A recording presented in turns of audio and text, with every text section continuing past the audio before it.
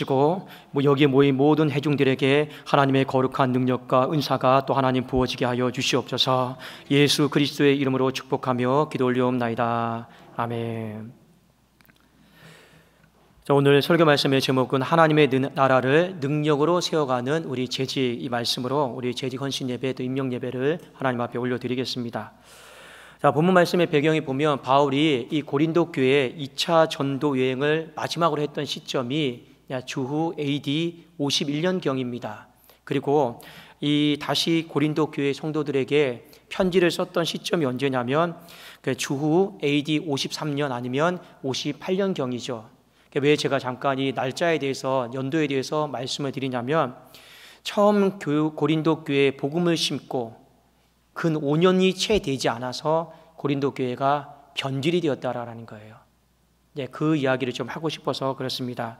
어떻게 변질이 되었느냐? 교만한 사람으로 변질이 되었습니다. 제가 우리 성도님들께 누차 말씀을 드리죠. 처음 시작했던 마음을 끝까지 가지고 가는 것이 목사에게도 어렵고 중직들에게도 재직들에게도 다 어려운 것은 사실입니다. 그래도 바울은 성령으로 시작했다가 육체로 마치는 사람들이 많다고 이야기를 한 것이죠. 고린도 교회도 마찬가지예요. 처음에 AD 51년경에는요, 정말 하나님의 은혜에 감격하고 그 은사 주신 것을 귀하게 여기고 어떻게 하면 더 섬기고 봉사할 수 있을까. 그런데 5년이 채 되지도 않아서 교만한 사람으로 바뀌었어요. 이걸 바라봤던 사도 바울의 마음이 얼마나 가슴 아팠을까, 얼마나 찢어질 정도로 힘들었을까를 좀 생각해 볼 필요가 있습니다. 자, 그 중에는 이런 사람들도 있었습니다. 교인들의 어떤 방종을 부추기는 사람도 있었어요. 그리고 거짓된 진리를 가르치면서 바울은 우리에게 잘못된 성경 말씀을 가르쳤다. 이 고린도 교회에 바울은 여전히 믿음의 아버지였고 영적인 아버지였단 말입니다. 그런데 이 바울이 딱 떨어져 있으니까 자꾸만 이간질하는 거죠. 그 믿음의 아버지 아니다, 영적인 아버지 아니다, 그 잘못 가르친 것이 너무나도 많다. 그러니까 이 고린도 교회 안에서 자꾸만 흉흉한 소문이 들었습니다. 그래도 어떻게 비난을 했냐면 고린도후서 10장 10절에 보면 이렇게 비난을 했습니다. 그들의 말이, 그의 편지들은, 이 바울 서신을 이야기하는 겁니다. 그의 편지들은 무게가 있고 힘이 있으나 그가 몸으로 대할 때는 약하고 그 말도 시원하지 않다 하니. 이게 무슨 말입니까? 바울이 글은 필력은 좋다라는 거예요. 편지는 기가 막히게 잘 쓴다라는 겁니다. 그런데 실제로 몸은 너무 못생겼고 야의 없고 그리고 설교도 잘 못한다라는 거예요. 우리 그런 경우 있잖아요. 글을 잘 쓰는 것과 이 스피치 능력, 말을 잘하는 것은 조금 별개입니다. 근데 바울은 필력은 좋았어요. 근데 사람들이 바라봤을 때 이 스피치 능력, 말하는 능력은 상당히 많이 좀 떨어진 것 같습니다. 발음도 부정확하고 딕션도 좋지 않고. 그래서 이야기하는 거죠. 이제 얕잡아 보는 거죠. 그러면서 18절에 바울이 다시 이 고린도 교회를 방문할 일은 없을 거다. 그렇게 말하면서 바울을 이제 배제를 시키려고 합니다. 그런데 바울이 오늘 이렇게 이야기를 하죠. 만일 주님께서 허락하신다라면 내가 당장이라도 그 교만한 사람들이 정말 얼마나 교만한지, 큰 소리 치는지, 아니면 하나님의 능력으로 살아가고 있는지 내가 보겠다, 이야기를 하는 거예요. 그래서 우리가 잘 알고 있는 성경 구절이 있죠. 유명한 구절인데 우리 한번 고린도전서 4장 20절 말씀을 같이 한번 우리 보도록 하겠습니다. 4장 20절입니다. 함께 읽겠습니다. 시작. 하나님의 나라는 말에 있지 아니하고 오직 능력에 있음이라. 이렇게 되어 있죠. 자, 하나님의 나라는 말에 있지 않고 오직 능력에 있다. 자, 이 의미를 좀 무엇인가를 좀 본문의 좀 문맥 속에서 우리가 좀 살펴보기를 원합니다. 지금 바울이 고린도 교회를 딱 바라보면서 어떤 시선으로 바라보고 있습니까? 저들은 말만 한다라는 거예요. 말은 굉장히 번지르하게 잘한다라는 거예요. 그래서 고린도전서 1장 5절에 보면 이미 그것이 언급이 되어 있습니다. 제가 한번 읽어드릴게요. 이는 너희가 그 안에서 모든 일, 곧 모든 언변과 모든 지식에 풍족함으로. 그러니까 고린도 교회 성도들 말은 되게 잘해요. 지식도 되게 많이 있습니다. 말도 잘하고 지식도 말하니까 항상 말을 되게 많이 해요. 그 말이 끊이지 않습니다. 자, 그런데 이 바울이 바라봤을 때 그들의 삶은 하나님 나라와 별로 관계가 없어요. 바울이 생각했던 이 하나님의 나라는 어떤 의미로 설명했냐면 화평의 나라, 평화의 나라로 생각을 했습니다. 자, 그런데 그들은 말도 많아요. 지식도 많은데 매일같이 싸워요. 어떻게 싸웁니까? 너는 누구 파냐? 누구를 더 좋아하느냐? 어떤 목사의 설교를 더 좋아하느냐? 어떤 목사의 성경 공부를 더 좋아하느냐? 그러면 또 싸우죠.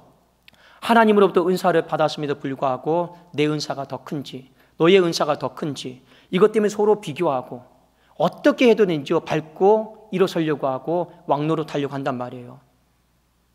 이 바울이 바라봤을 때 하나님 나라와는 전혀 관계가 없습니다. 하나님 나라는 뭡니까? 여러분, 짐승들이 그 약육강식의 세계에 있는 짐승들이 천적들이 있다 할지라도 여러분 서로 친하게 지내잖아요. 화평하게 지내잖아요. 그게 하나님 나라잖아요. 그렇지 않습니까? 사자떼와 양떼가 같이 어우러지는 거. 그런데 지금 고린도 교회 안에는 하나님 나라가 없어요. 뭐만 있습니까? 분쟁이 있고 시기만 있는 거예요. 그런데 그 분쟁과 시기를 가져오는 게 무엇이었느냐? 바로 말이었습니다. 지식이었습니다. 말만 있고 머리에 든 것은 있는데 가진 것은 많은데 말만 있는 거예요. 그러면서 하는 말이 무엇입니까? 하나님의 나라는 말에 있지 아니하고 오직 능력이 있더라. 그러면 이 하나님의 능력은 도대체 무엇이냐라는 거죠.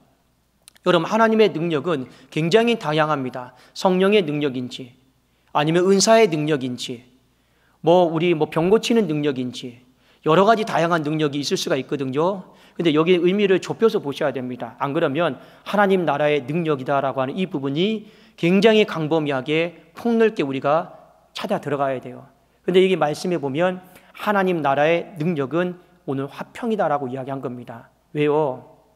이 지금 고린도 교회에 당면한 문제가 분쟁과 시기, 화평이 다 깨졌어요. 거기에 빗대어서 하나님 나라의 능력, 이 화평에 대해서 이야기를 하고 있습니다. 자, 우리 성경을 같이 한번 보도록 하겠습니다.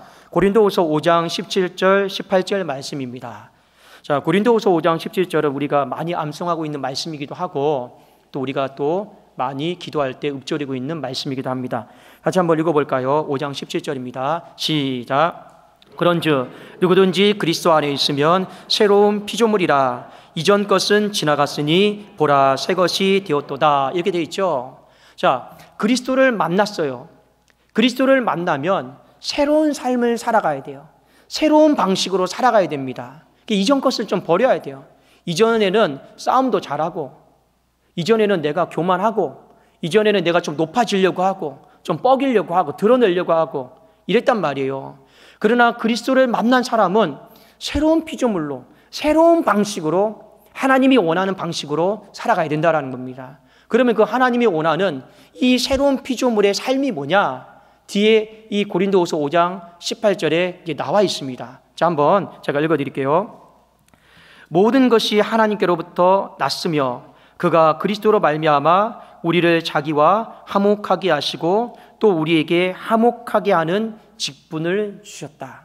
자, 그러니 이 고린도 교회를 향해서 새로운 피조물로 살아가는 것, 새로운 방식으로 살아가는 것은 화목하게 하는 이 직분을 감당하는 거예요. 그러니 뒤집어 보면 이 고린도 교회가 화목하게 하는 이 직분을 감당을 안 하니까 하나님의 능력이 나타나고 있지 않다. 지금 이것에 대해서 이야기하고 있어요. 오히려 뭐만 하고 있습니까? 마귀의 능력만 나타났죠. 분쟁하고 시기하고 물고 뜯고 이거 전부 다 마귀의 능력 아닙니까? 하나님 나라의 능력은 안 나타나요. 왜요? 화목해 하는 이 직분을 모르거나 잊어버렸거나 감당하지를 않으니까요. 그래서 오늘 우리 재직들에게 이 부분에 대해서 이야기를 하고자 합니다. 하나님의 나라의 능력이 나타나는 재직이 되려면 우리에게 필요한 것이 무엇일까요? 하나님이 새로운 피조물로 새로운 방식으로 살아가기를 원하십니다. 그러면 그 방식이 뭐냐? 바로 화목하게 하는 직분인데 이것은 고린도 전서 후서에서 전체적으로 보면 두 가지로 나타나고 있습니다. 하나는 우리가 화목을 추구해야 될 대상이 있어요. 가장 첫 번째가 교회 공동체 아닙니다. 교회 공동체 안에서 화목을 추구해야 되고 또 하나 우리가 화목해 하는 이 직분, 화목을 추구해야 되는 것이 어디냐? 세상입니다. 이 세상이 하나님과 화평할 수 있도록, 화목할 수 있도록 우리가 그 삶을 살아야 되는 거예요. 이 재직에게 원하는 삶입니다. 그래도 내가 충분히 그리스도를 만난 지 오래된 사람들에게 요구하는 하나님의 지엄한 명령인 것이죠. 자, 먼저 첫 번째 한번 우리 교회 공동체 안에서 화목해 하는 삶. 어떻게 하면 교회 공동체 안에서 화목해 하는 삶을 살아갈 수 있을까요? 결국에는요, 사랑의 실천을 이야기하고 싶은 겁니다. 사랑의 실천요. 여러분, 사랑의 실천은 절대 말로 되는 게 아닙니다. 머리로 되는 게 아니에요. 예수님께서 말씀하셨죠. 인자가 온 것은 섬김을 받으려 함이 아니라 도리어 섬기려 하고 내 목숨을, 자기 목숨을 많은 사람들에게 대속물로 주려 함이라. 이것이 바로 사랑의 실천이에요. 근데 지금 고린도 교회 성도들은 말로만 살아요. 머리로만 살아요. 지식으로만 살아요. 이건 이렇다 저건 저렇다 하는데요, 정작 나를 내려놓고 이 행동으로, 삶으로 사랑의 실천을 하는 사람은 없어요. 그러니 어떻게 됩니까?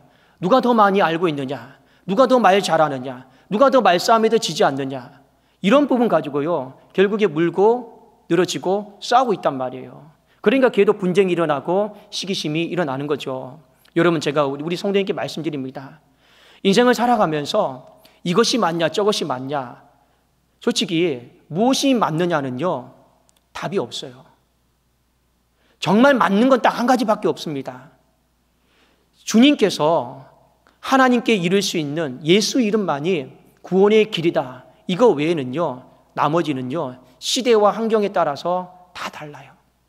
제가 예전에 한번 말씀드렸잖아요. 한국교회가 아무런 문제가 없었을 때 안내부가 안내할 때는요 머릿속에 고정관념이 있어요. 앞자리부터 채워야겠다. 그리고 그게 맞았어요. 그리고 위로 올라가려고 하면 붙잡았어요. 올라가시면 안 된다고. 그게 그때는 맞았습니다. 그러나 여러분, 코로나 시대를 겪으면서 이제는요 제발 좀 위로 올라가 주기를 원했어요. 앞에 앉기를 원치를 안 했습니다. 우리 실제 그렇게 우리가 맞닥뜨리는 상황이잖아요. 그러면 전에 우리가 생각해 이건 진짜 맞다, 그래도 저 앞자리부터 앉는데 협조 안 해준 사람은 판단하고 정지하고 우린 그랬단 말입니다. 다 그런 건 아니지만요. 그런데 시대가 바뀌니까 꼭 이것이 답이 아니다. 우리 그거 경험하고 있는 거잖아요. 그렇지 않겠습니까? 그러니까 여러분 마음속에 편안하게 생각하셔야 돼요. 죽고 사는 문제 아니면 거기에 여러분 인생 걸 필요가 없습니다. 정말 여러분의 인생에 죽고 사는 문제는 바로 생명의 문제고 구원의 문제인데, 그리스도 외에는 하나님께로 나갈 수 있는 길이 없다. 이거 빼놓고는요 나머지는 말싸움에서 이길 필요도 없고 지식의 싸움에서도 이길 필요가 없어요. 없습니다. 그러면 결국에 그리스도 공동체 안에서 우리에게 필요한 것은 무엇이냐? 이 화평을 어떻게 하면 추구할 수 있을까요? 아까 우리가 찬송가 220장 불렀잖아요. 이 섬김입니다. 사랑의 실천입니다. 우리 재직들은요 성도님들을 잘 섬겨야 돼요. 이 섬김은 다른 게 아닙니다. 절대 말로 되지 않습니다. 지식으로 되는 게 아니에요. 여러분, 교회 안에도 대접받으려고 그런 생각하지 마십시오. 재직이 되고 중직이 되면 될수록 어떻게 하면 내 생각을 더 내려놓고 어떻게 하면 내가 더 움직여서 섬길까, 이런 마음 갖지 않으면요 이것이 사랑의 실천인데 여러분 절대로 화평을 이룰 수가 없습니다. 주님께서 말씀하셨죠. 요한의 아들 시몬아, 네가 나를 사랑하느냐 물어보셨습니다. 사랑한다라고 대답을 했는데 주님이 이렇게 말씀하셨죠. 네가 나를 사랑하면 내 양을 먹이라고 했습니다. 성경에서 말하는 사랑은 절대로 말로 하는 사랑이 아닙니다. 성경에서 말하는 사랑은요 실제로 양떼와 소떼의 형편을 부지런히 살피고 먹여주는 것까지가 사랑이에요. 그래서 요한에서 3장 18절에 보면 자녀들아, 우리가 말과 혀로만 사랑하지 말고 행함과 진실함으로 하자. 그것이 행함이 있는 사랑이, 진짜 사랑의 실천이 있는 것이 바로 여러분 진실함이다라고 하는 것을 성경은 우리에게 증거하고 있죠. 여러분, 사랑이 있는 곳에 분쟁이 멈춥니다. 정말 내가 저 사람에게 아무리 싸워도 그냥 눈 찍 감고 장로님 사랑합니다, 권사님 사랑합니다, 그러면 여러분 목사 죽이겠어요? 아니잖아요. 아무리 서로 싸우고 다퉈도 교회 안에서 미안합니다, 사랑합니다, 더 잘할게요, 더 잘 섬길게요. 이 한마디면요, 교회 안에서는요, 싸움이 그치고 분쟁이 그치고요, 여러분 하나님의 나라가 세워지는 거예요. 그리고 그 속에서 여러분 합평의 능력이 더하여지는 거예요. 그 합평의 능력이다라고 하는 건 무엇이겠습니까? 자꾸만 내가 먼저 해드리려고 하거든요. 내가 먼저 섬기려고 하거든요. 그 속에서 성령의 위대한 역사들이요 막 나타나는 거예요. 그런 교회를 통해서 하나님이 구제 사역을 더 넘치게 하고, 그런 교회를 통해서 하나님이요 더 많은 사람들을 감당하게 하고 새로운 영혼들을 막 보내주시고 그러거든요. 왜요? 여러분 교회를 선택할 때 있잖아요. 싸움 나는 교회 가고 싶지 않아요. 그냥 분쟁 있는 교회에 있고 싶지 않아요. 그래도 여러분 한 주 동안 세상에 살아가면서 힘든데 교회에 와서 위로받고 싶지, 여러분 교회에 왔는데 또 싸움이에요. 또 분란이에요. 그곳에는 가고 싶지가 않단 말입니다. 그래도 여러분 합평이 있는 곳에는요 하나님이 반드시 사람도 보내주십니다. 그것이 여러분 우리에게 필요한 이 합평의 직분을 교회의 공동체 안에서 사랑의 실천으로 감당하는 것이죠. 자, 또 하나, 우리 재직들과 우리 중직들이 항상 이 부분을 생각을 하셔야 됩니다. 하나님과 세상 사이에 이 합평을 추구하는 이 부분을 잊어버리시면 안 됩니다. 여러분, 보통 이게 세상에 나가서 합평을 추구하는 방법을 우리 두 글자로 복음 전한다고 그러죠. 복음이라고 그럽니다.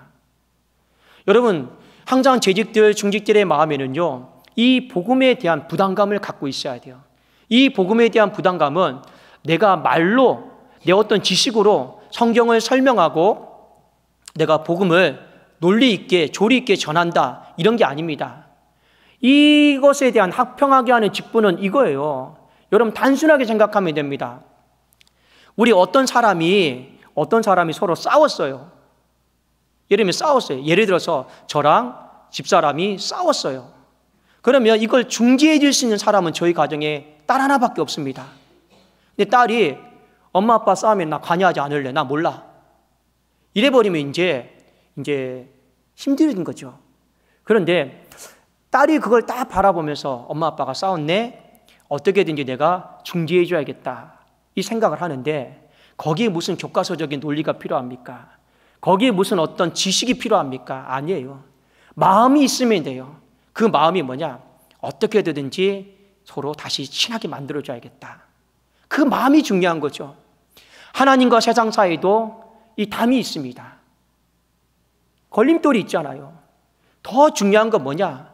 그 세상이 하나님과 다시 친해질 수 있도록, 다시 하나님과 연합될 수 있도록 우리가 가져야 될 마음이 있어야 된다는 거예요. 근데 그 마음을 오늘 고린도 교회가 잊어버렸어요. 잊어버리니까 그 에너지를 어디다 집중하느냐? 싸움에다 집중합니다. 누구 파가 더 좋으냐? 누가 더 설교 잘하느냐? 누가 더 좋은 제자냐? 누가 더 좋은 은사를 갖고 있느냐? 여기에 여러분 높고 낮음을 따지면서 살아가더라는 거예요. 바울이 보니까 한 가지 중요한 게 놓친 게 있어요. 새로운 피조물로 새로운 방식으로 살아가고 있지를 않아요. 합평케 하는 자의 능력이 없어요. 복음의 능력이 없어요. 고린도 교회는. 여러분 왜 복음의 능력이 없고 합평하게 하는 능력이 없을까요? 그 삶을 살지 않으니까요. 여러분 복음을 전할 생각을 안 하는데 어떻게 복음의 능력이 있겠습니까? 합평하게 하려고, 거기에 사랑의 실천을 하려고 내가 애를 쓰지 않는데 어떻게 사랑의 능력이 나타나겠냐, 그 십자가의 능력이 나타나겠느냐라는 거예요. 그러면서 이 고린도 교회를 향해서 다시 한번 새로운 피조물로 새로운 방식으로 살아가기를 원하고 있는 거죠. 그 입술, 그 가지고 있는 지식을 가지고 분쟁하고 싸우는 데 쓰지 말고, 큰 소리 치지 말고 어떻게 하라라는 겁니까?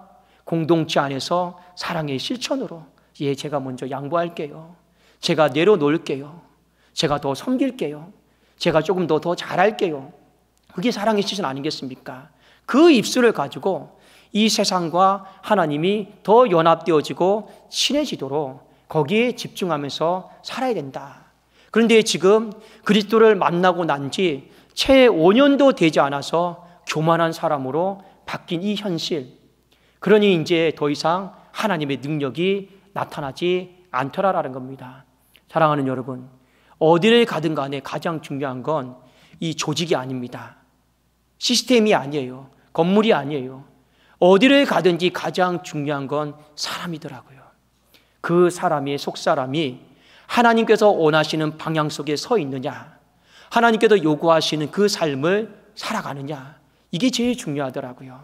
사랑하는 여러분, 그래서 바울은 이렇게 말했습니다. 너희가 자꾸만 껍데기에 집중하면서 그런 모습을 보니 뭐라고 합니까?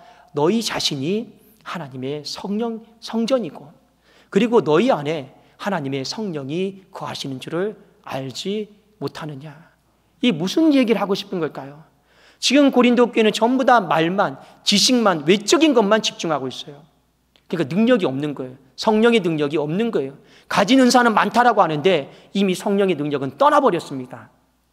그런 사람 되지 마시고 다시 한번 변질되기 전에 이 재직 임명 및 헌신 예배를 통해서 내가 어떤 사람으로 살아가야 될 것인가. 특별히 이번에 신규 재직이 되시는 분들은 새로운 피조물이에요. 새로운 방식으로 살아가십시오. 그 새로운 방식은 다른 게 아닙니다. 오늘 하나님이 우리에게 말씀하신 것처럼 합평케 하는 이 직임을 교회 안에서, 세상 안에서 감당하는 거예요.